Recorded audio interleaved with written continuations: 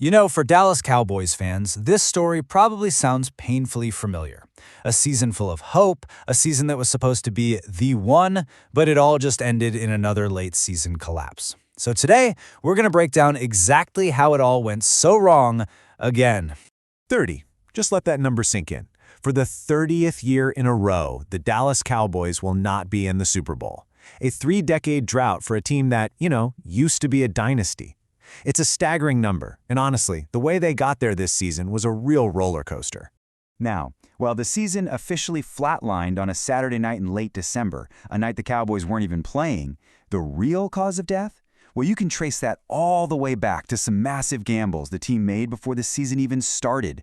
Yeah, before a single game was played, the front office made it crystal clear. This was a do-or-die year. They basically pushed all their chips to the middle of the table. They went all in on a high-risk, high-reward plan that was supposed to finally end that Super Bowl drought. So what did all in actually mean? Well, first, they brought in a monster on the defensive line, Quinnen Williams, but it cost them a ton in draft picks. But the real stunner, the move that sent shockwaves everywhere, was trading away their superstar linebacker Micah Parsons. The team called it rebalancing the roster, but in reality, the price they paid was, well, it was catastrophic. And the fallout?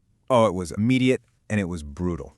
Without Micah Parsons, who was the heart and soul of that unit, the Cowboys' defense just completely imploded. They went from being a top 10 defense year after year, all the way down to 29th in the entire league. And let's be honest, you just can't win football games consistently when your defense is that bad. The all-in gamble had blown a giant hole in the ship before it even left the dock.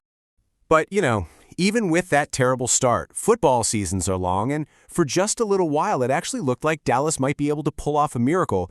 There was this brief shining moment of hope. After just a miserable start to the season, they were sitting at 3-5-1. And then November happened. All of a sudden, something just clicked. The offense got hot, they started winning games, and the entire fan base started to believe again. They just ripped off 3 straight wins.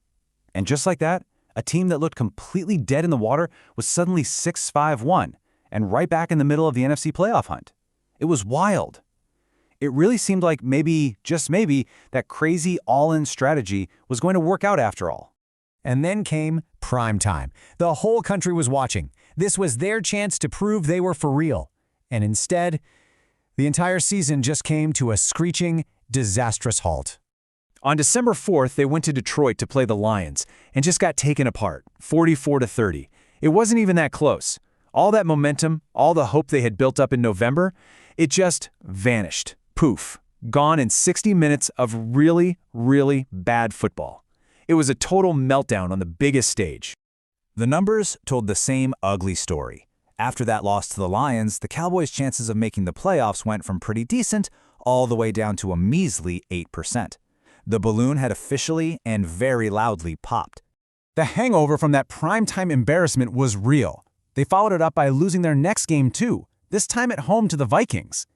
And that loss officially slammed the door on their season, making it 2 straight years without a playoff berth. That hadn't happened since 2020. But the final insult, the real twisting of the knife, wasn't even going to come from their own game. Nope. The final nail in the coffin was delivered by a very familiar and very hated rival. And who was that team that delivered the final fatal blow? Well, for any Cowboys fan, it was the absolute worst-case scenario. It was their old foe from Philadelphia. I mean, seriously, there is no greater indignity for Cowboys fans than having their season ended by the Eagles. And that's exactly what happened. While Dallas was at home watching on TV, the Eagles beat the Commanders 29-18, which clinched the NFC East for them, and officially, finally, eliminated the Cowboys. And just to add a little more salt to the wound, that Eagles victory was actually historic. They became the first team to win the NFC East 2 years in a row in almost 2 decades. It was just this perfect, painful picture of a rival success right next to the Cowboys' consistent failure. So after all that drama, what's the takeaway from this train wreck of a season? And maybe more importantly, where in the world does America's team go from here? So, let's just run through the anatomy of this failure one last time. It kicked off with those super risky trades that completely gutted the defense. Then you had that little glimmer of hope in November that made you think maybe, but that was snuffed out by a blowout loss in primetime. And the final chapter, of course, was written by their biggest rival. Which all leads to the one big nagging question that's going to hang over this team all winter. The all-in moves, the blockbuster trades, none of it has worked. So after 3 decades of falling short, 30 years of solitude, is it finally time for a totally new game plan in Dallas?